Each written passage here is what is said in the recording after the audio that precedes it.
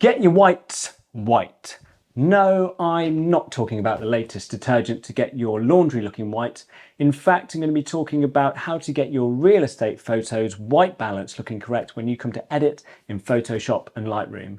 I'm not embarrassed to say this is one of the things that I have struggled with over the years, because there's lots of different ways you can affect the white balance in Lightroom and Photoshop, but often they sort of affect the whole image. But as you know, when you're shooting real estate photography, whether you're shooting HDR or flambient, you'll just get different pockets of colours throughout the image that you just need to sort of affect individually. So you might get a flash bouncing off a wooden floor, and then you just get your walls looking sort of orange or yellow, or maybe you're shooting HDR, you've got the green reflection of the grass coming in on the ceiling, and you just want to take the colour out of those areas. So in this video, I'm going to show you a way using the hue and saturation where you can just affect just small areas of your image to get your white balance looking right across the whole image. So let's jump into Photoshop and Lightroom now, and I'll talk you through this process. So now we're in Lightroom, I'm just going to show you a few examples of how you can adjust this white balance, mainly in Photoshop, but I'm just going to walk you through from the start, from Lightroom to Photoshop. So here we have an image that I shot recently. So here's the ambient layer and here's the flash layer. And as you can see, there's been a lot of sort of rebounding of the flash off here, off the table, off this yellow units and a bit off the floor. And also the orange lights as well are probably causing all this sort of yellowy orange look around the walls, because the walls of this property, believe it or not, were actually more of a creamy colour, sort of whitey creamy colour. So we want to get them back looking like that. So what we are going to do is, first of all, just do a few little tweaks to these layers in Photoshop. So I'm just going to take the exposure up a little bit and shadows up a little bit. And then here as well, I'm just going to take the exposure up a little bit too, take the highlights back just so we can see what's going on outside. Just take the shadows up a little bit for contrast. And I will do a little bit of tweaking just with the temperature here, because this image is very yellow all over. So I'm just going to take a bit out, because if you take it too much out, you're just going to make the whole image look blue. Like, you might get the walls looking white, but everything else looks washed out. So don't really want to do that. So I'll just take it back to a point that I'm happy with. So about there, because that makes the rest of the image not look too washed out and blue. So we're then going to open these layers in Photoshop. I have a shortcut for that, which I use, which is Command X. So we'll just wait for that to open in Photoshop. Here we go. So first thing we're going to do is auto align the layers. So I've got a shortcut for that too. That's Command A.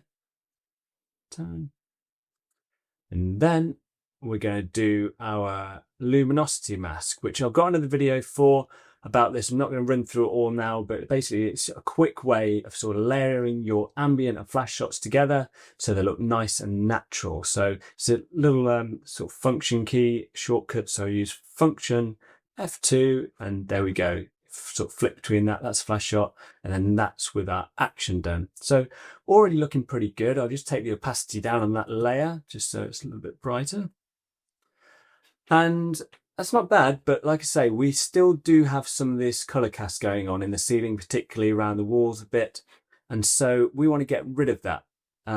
So we'll flatten the image. I mean, if we just went to, say, color balance here, perhaps a bit like we were doing in Lightroom, to take that out, again, we're just going to be left with a pretty horrible looking color.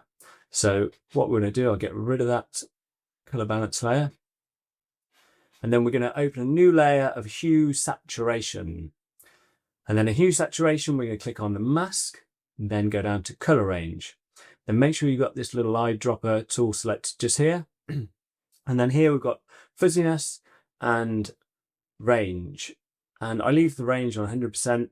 Fuzziness will usually start somewhere between about 30 to 40%. And I'll just show you what this does in a moment. So we'll go to our image, and we want to take the yellow probably out the ceiling here. And there's going to be a bit here, maybe a bit here, but we'll start up here first. We'll just use the eyedropper tool there. And as you can see over here, now the white bits are where all that yellow color cast is.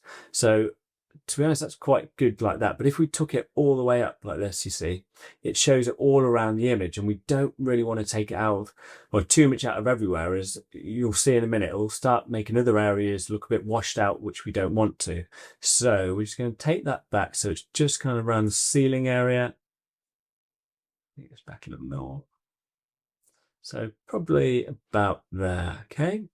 And then we're going to go back to the saturation layer. So here we want to get saturation, and then we're just going to take some of that saturation out. And so what that's doing, as you can see, it's just it's just desaturated the areas that we selected in white. So we flick between it there. It's doing quite a nice job, you see, of taking out the yellow in the ceiling. But as you can see, it's also taken out these areas there as well, which it also selected. So that's pretty good. But I also probably want to take a little bit out of maybe this corner here. There's a bit of orange showing there. So what we can do, we can just select, make another layer, hue saturation layer. Just do the same process again. Set color range, get your eyedropper tool, and we'll just get that little area here. You can see it's just selected those oranges and yellows in that little area. I'm just taking it down a little bit. Okay. And then again, we'll just slide that down. And now we're actually looking pretty good now.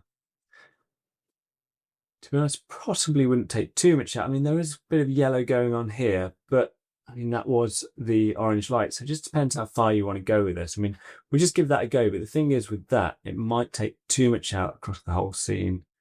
Oops, we'll select that.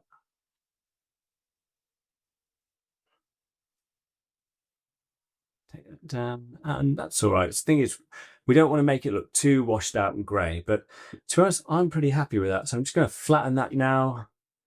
Just get my dodge tool. I'm just going to brighten up a little bit at the back. Just have that set about 30%. Let's go around here, back. And it's just sort of cropped in a little bit from when we did the auto adjust. To be honest, I'm pretty happy with that. So that's one image done. Let's go and have a look at another one. So let's just try one more, shall we? And let's have a look at this one here. I mean, this one's not too bad. Again, we've got the white walls, but we've got the wooden floor. And you can see around here, there is a bit of yellow in the ceiling. So again, we're just going to take the exposure up a little bit here, highlights back. Bring the shadows up a bit in that ambient layer. Just take those highlights back a little bit. And then we're going to open them in Lightroom with my shortcut Command X. So again, just going to layer those up, auto align, and then function F2. Just take a bit of that opacity out for our luminosity layer. And so, yeah, done a pretty nice job. Flatten those off.